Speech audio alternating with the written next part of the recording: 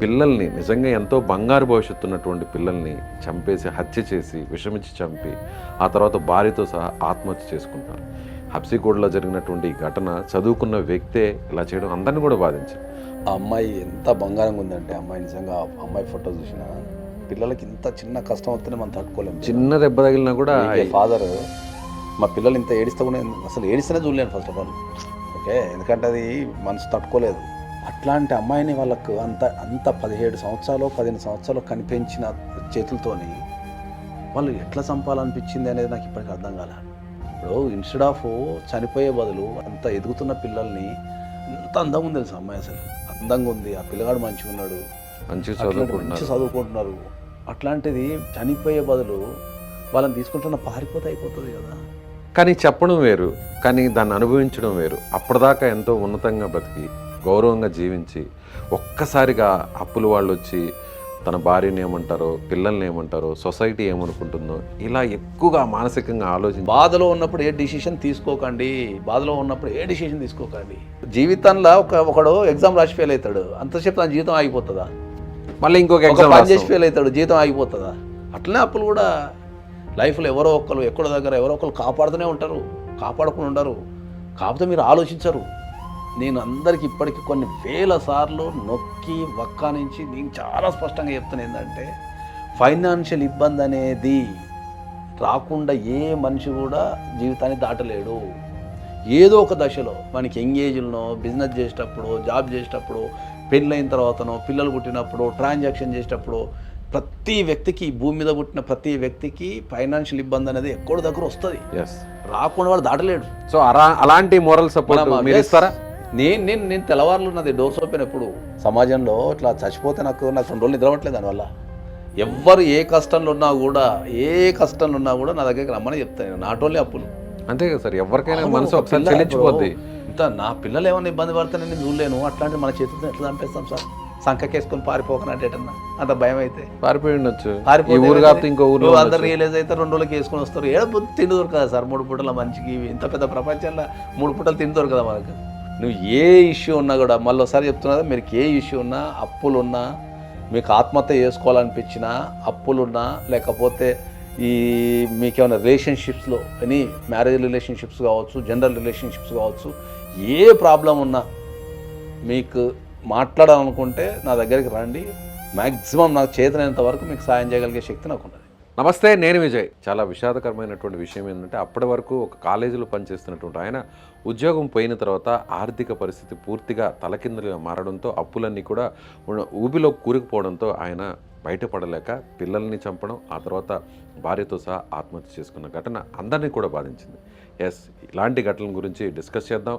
నిజంగా ఇలాంటి పరిస్థితుల్లో ఉన్నవారు ఎలా బయటపడాలి, ఎలాంటి కౌన్సిలింగ్ తీసుకోవాలి? హైకోర్టు సీనియర్ అడ్వకేట్గా ఉన్న పూజారి నాగేశ్వరరావు గారు సార్, నమస్తే సార్. చాలామంది ఆర్థిక పరిస్థితులు ఒక్కసారిగా మారిపోవడం, తలకిందులైపోవడం, అనుకున్న సమయంలో డబ్బు రాకపోవడంతో పిల్లల్ని నిజంగా ఎంతో బంగారు భవిష్యత్తు ఉన్నటువంటి పిల్లల్ని చంపేసి హత్య చేసి విషమిచ్చి చంపి ఆ తర్వాత భార్యతో సహా ఆత్మహత్య చేసుకుంటారు. హబ్సిగూడలో జరిగినటువంటి ఈ ఘటన చదువుకున్న వ్యక్తే ఇలా చేయడం అందరినీ కూడా బాధించారు. అలాంటి వాళ్ళు తొందరపడకుండా మిమ్మల్ని సంప్రదిస్తే వాళ్ళని ఎలా మార్చే అవకాశం ఉందంటారు? ఫస్ట్ ఆఫ్ ఆల్ ఏంటంటే, అంత మంచిగా చదువుకున్న వ్యక్తి, నేను కూడా ఫోటోలు అవి పేపర్లో చూసిన, ఆ అమ్మాయి ఎంత బంగారంగా ఉందంటే, అమ్మాయి నిజంగా ఆ అమ్మాయి ఫోటో చూసిన దాని తర్వాత ఆ అబ్బాయి కూడా పాపం. ఎందుకంటే బీయింగ్ ఏ పేరెంట్స్ ఏమవుతుందంటే, పిల్లలకి ఇంత చిన్న కష్టం వస్తేనే మనం తట్టుకోలేము. చిన్న దెబ్బ తగిలినా కూడా ఫాదర్ మా పిల్లలు ఇంత ఏడిస్తే కూడా అసలు ఏడిస్తేనే చూడలేను ఫస్ట్ ఆఫ్ ఆల్. ఓకే, ఎందుకంటే అది మనసు తట్టుకోలేదు. అట్లాంటిది నాకు తెలిసి ఆ అమ్మాయికి ఒక 16 సంవత్సరాలు ఉండొచ్చు అనుకుంటా. 16, 15 ఉంటాయి, పక్క 15, 16, 17 ఉంటాయి. అట్లాంటి అమ్మాయిని వాళ్ళకు అంత 17 సంవత్సరాలు 15 సంవత్సరాలు కనిపించిన చేతులతోని వాళ్ళు ఎట్లా చంపాలనిపించింది అనేది నాకు ఇప్పటికీ అర్థం కాలే. ఇప్పుడు ఇన్స్టెడ్ ఆఫ్ చనిపోయే బదులు అంత ఎదుగుతున్న పిల్లల్ని ఎంత అందంగా ఉంది తెలుసు అమ్మాయి, అసలు అందంగా ఉంది, ఆ పిల్లగాడు మంచిగా ఉన్నాడు, మంచి చదువుకుంటున్నారు. అట్లాంటిది చనిపోయే బదులు వాళ్ళని తీసుకుంటున్న పారిపోతే అయిపోతుంది కదా. చదువుకు మనిషికి ప్రధానంగా ప్రాబ్లం ఏమవుతుందంటే, నవే డేస్ నేను చాలా ఖచ్చితంగా చెప్తాను ఈ విషయాన్ని. ఇది ఎంతమందికి అర్థమవుతుందో ఎంతమందికి అర్థం కాదో నాకు తెలియదు, కానీ మనిషి ఎప్పుడైనా కూడా, మనిషి అనే వ్యక్తి ఏమవుతుందంటే, ఎంత చదువుకుంటే అంత పిరికోడు అయిపోతున్నాడు. చదువుకుంటే చదువు అనేది ధైర్యాన్ని ఇవ్వాలా, చదువు అనేది మనకు తెలివితేటల్ని ఇవ్వాలా, చదువు అనేది ఒక పోరాటాన్ని ఇవ్వాలా, నువ్వు చదువు అనేది ఒక కొత్త జీవితాన్ని ప్రసాదించాలా, సమస్యల నుంచి సమస్య బయటపడే నుంచి శక్తి బయటపడాలి. సామర్థ్యాలు అది కదా ఉండాలి. చదువు అంటే సమస్యల నుంచి పారిపోవడము, ప్రతిదానికి భయపడము, లేకపోతే చంపటమో చచ్చిపోవటమో కాదు కదా అని చదువుకున్నది. బీయింగే ఒక ఒక ఒక ఒక కాలేజీలో ఒక ప్రొఫెసర్ కింద పనిచేస్తున్నట్టుంది. నువ్వు ఒక కాలేజీలో అంటే కొన్ని వందల మందికి పాఠాలు చెప్పే వ్యక్తివి, ఇవాళ నీకు సొంత బిడ్డల్ని చంపడం అనేది అది సమాజం ఎంతవరకు దాన్ని ఆమోదిస్తుంది అనేది అయితే నాకు అర్థం కావట్లేదు. అందరికీ ఇప్పటికీ కొన్ని వేల సార్లు నొక్కి వక్కానించి నేను చాలా స్పష్టంగా చెప్తున్నా ఏంటంటే, ఫైనాన్షియల్ ఇబ్బంది అనేది రాకుండా ఏ మనిషి కూడా జీవితాన్ని దాటలేడు. ఏదో ఒక దశలో మనకి ఎంగేజ్లో, బిజినెస్ చేసేటప్పుడు, జాబ్ చేసేటప్పుడు, పెళ్ళైన తర్వాతనో, పిల్లలు పుట్టినప్పుడు, ట్రాన్సాక్షన్ చేసేటప్పుడు ప్రతి వ్యక్తికి, ఈ భూమి మీద పుట్టిన ప్రతి వ్యక్తికి ఫైనాన్షియల్ ఇబ్బంది అనేది ఎక్కడో దగ్గర వస్తుంది. రాకుండా వాడు దాటలేడు. ఓకే, ఆ వచ్చినప్పుడు ఏంటంటే వానికి ఉన్న సోర్సెస్ని బట్టి, వానికి ఉన్న తెలివితేటలను బట్టి చాలామంది ఓవర్కమ్ అయిపోతారు. సడన్గా ఇంట్లో వెళ్ళిపోయటమో, లేకపోతే సడన్గా ఇంకేదో చేసుకోవటం, వాడి రిలీజ్ కావటమో, పోరాడాలనే ధైర్యంతో ఏదో ఒకటి చేసేస్తారు చాలామంది. ఈ అతి తక్కువ మంది ఏం చేస్తారంటే వాళ్ళకు నామోషి అనిపిస్తుంది. ఫస్ట్ ప్రధానంగా నామోషి అనిపిస్తుంది, పరువు. నేను అప్పున్నా అని తెలిస్తే ఈ ప్రపంచం ఏమనుకుంటుంది, నా ఇజ్జత్ అంతా పోతుందని అనుకుంటుంది. First point. రెండోది ఏంటి అంటే వాళ్ళకు ఆ అప్పులలో కూరుకుపోయిన తర్వాత ఆ భయంతో వాళ్ళ మానసిక పరిస్థితితోనే వాళ్ళు సరిగ్గా పనిచేయలేరు.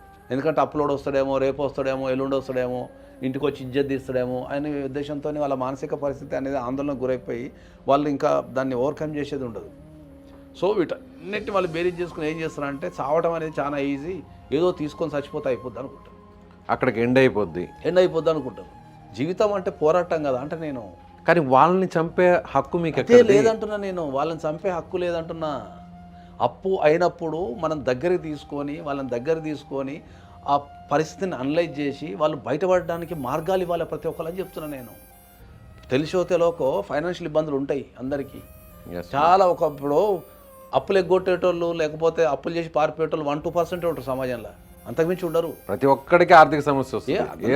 ఆర్థిక సమస్య ఉండకుండా ఎవరికి ఉండదు. అదే చెప్తున్నది, ఏ స్థాయి వ్యక్తికైనా ఆర్థిక సమస్య. ఏ చెట్టుకు తగ్గట్టు ఆ చెట్టు గాలి. మన అదే గవర్నమెంట్ కూడా అప్పులే ఉన్నాయి కదా. మన భారతదేశానికి అప్పులు లేవా? మన అదే గవర్నమెంట్కి అప్పులు లేవా?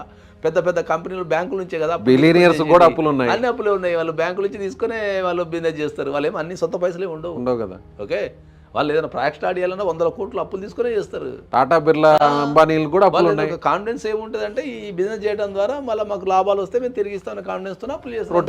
రొటేషన్ ఉంటుంది అంతే.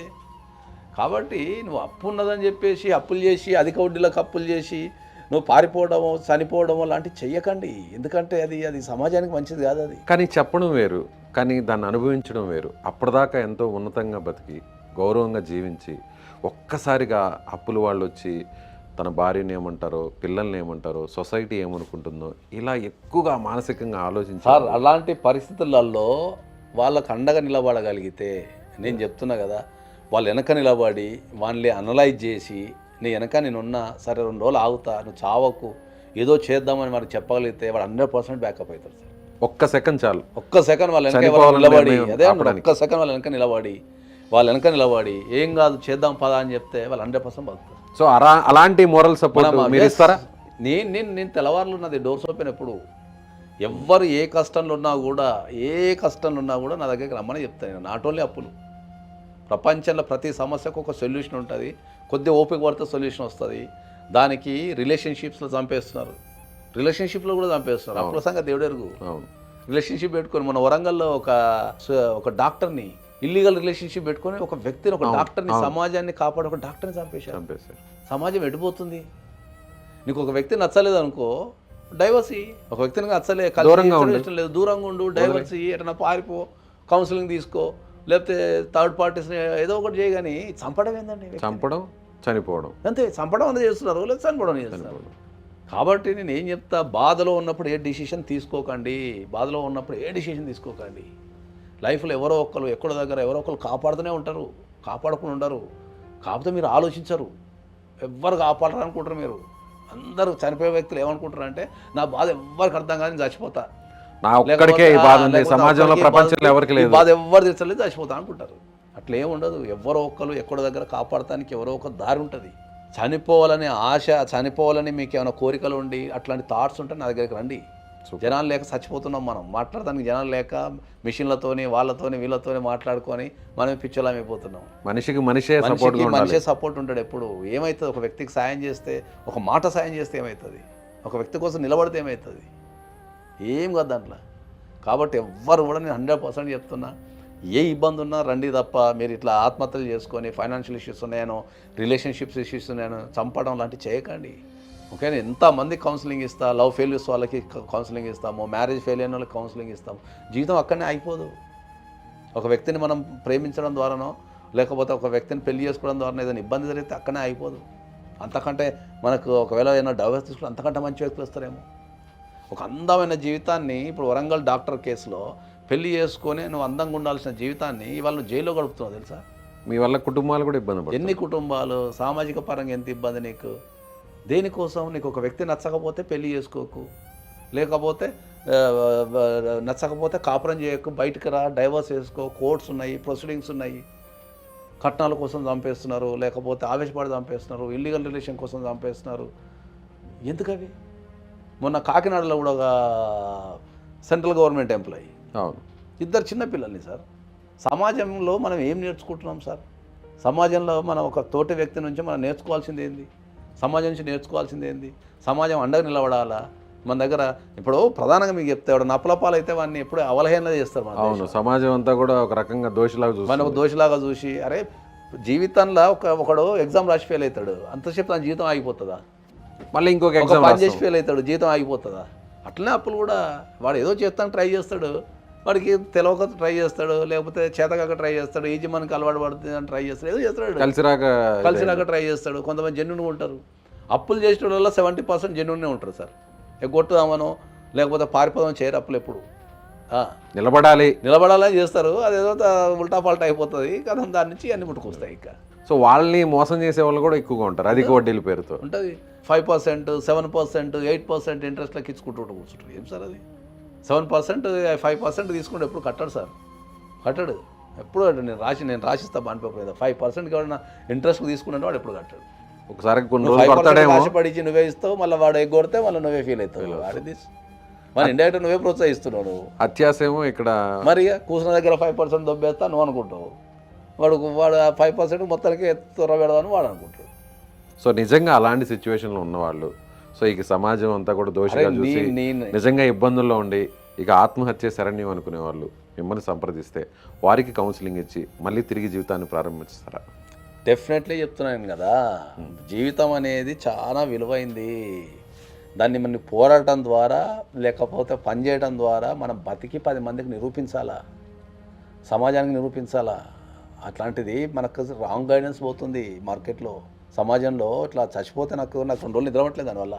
అంతే కదా సార్, ఎవరికైనా మనసు ఒకసారి చెల్లించిపోద్ది. ఇంత నా పిల్లలు ఏమైనా ఇబ్బంది పడితేనే నేను చూడలేను, అట్లాంటిది మన చేతులతో ఎట్లా చంపేస్తాం సార్?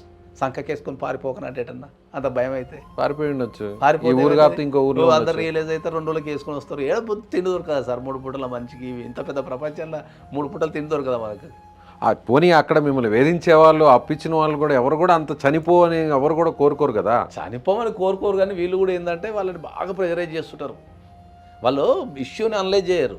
వాడు ఎందుకు క్లాస్ అయ్యిండు, మరి వాడు ఎందుకు తీసుకున్నాడు, సరే ఇచ్చినప్పుడు తెలియదు, ఎప్పుడైనా కూర్చోబెట్టి మాట్లాడతాను. వీడు అనలైజ్ చేసుకోకుండా నాకు ఇస్తావా, ఇప్పుడు నాకు హాస్పిటల్ ఉన్నారు, నేను ఫీజు కట్టాలా, పెన్లు ఉంది, నేను చచ్చిపోతా, పురుగుల మంది మీ ఇంటికి వచ్చి పురుగుల మంది దాకా చచ్చిపోతా, మీ ఇంటి మొన్న చచ్చిపోతా, నీ బెడ్రూమ్లో చచ్చిపోతా అని వీళ్ళు తెలుస్తుంటారు. వాడు దశలో ఏంటంటే నువ్వు చచ్చిపోవడం ఎందుకు, నేనే చచ్చిపోతాను, వీడు పాజిటివ్ తీసుకుని వీడు చచ్చిపోతాడు. ఓకే, నువ్వు చచ్చిపోయి నన్ను ఇబ్బంది పెట్టడం ఎందుకు, నేనే చచ్చిపోతాను, వీడు చచ్చిపోతాడు. ఎగ్జాక్ట్గా చెప్పారు, కరెక్ట్గా జరిగేది. ఎప్పటికి కూడా చావు ఎప్పటికి కూడా పరిష్కారం కాదు. నువ్వు ఏ ఇష్యూ ఉన్నా కూడా, మళ్ళీ ఒకసారి చెప్తున్నా, మీరు ఏ ఇష్యూ ఉన్నా, అప్పులున్నా, మీకు ఆత్మహత్య చేసుకోవాలనిపించినా, అప్పులున్నా, లేకపోతే మీకేమైనా రిలేషన్షిప్స్లో ఎనీ మ్యారేజ్ రిలేషన్షిప్స్ కావచ్చు, జనరల్ రిలేషన్షిప్స్ కావచ్చు, ఏ ప్రాబ్లం ఉన్నా మీకు మాట్లాడాలనుకుంటే నా దగ్గరికి రండి, నేను డెఫినెట్లీ మాట్లాడతా. మ్యాక్సిమం నాకు చేతనైనంత వరకు మీకు సాయం చేయగలిగే శక్తి నాకు ఉన్నది. Right sir, thank you. So ఇది సీనియర్ హైకోర్టు అడ్వకేట్ పూజారి నాగేశ్వరరావు గారు చెప్తున్నట్టుగా నిజంగా మీరు అలాంటి సమస్యల్లో ఉంటాయి ఆయన చెప్తున్నట్టుగా నిజంగా మీరు ప్రేమ సమస్యలు ఉన్నా లేదంటే ఏదైనా మానవ సంబంధాల ఇష్యూ ఏదైనా ఉన్నా భార్యాభర్తల సంబంధానికి సంబంధించి ఏదైనా ప్రాబ్లమ్స్ ఉన్నా అలాగే ఆర్థిక సమస్యల్లో కూరుకుపోయినా ఖచ్చితంగా ఆయన ఆశ్రయించండి. మీకు తగిన విధంగా ఆయన కౌన్సిలింగ్ ఇస్తారు, తిరిగి మరిన్ని రియల్ లైఫ్ని స్టార్ట్ చేసే విధంగా మీకు అవగాహన కల్పిస్తారని ఆయన చెప్తున్నారు. Thank you.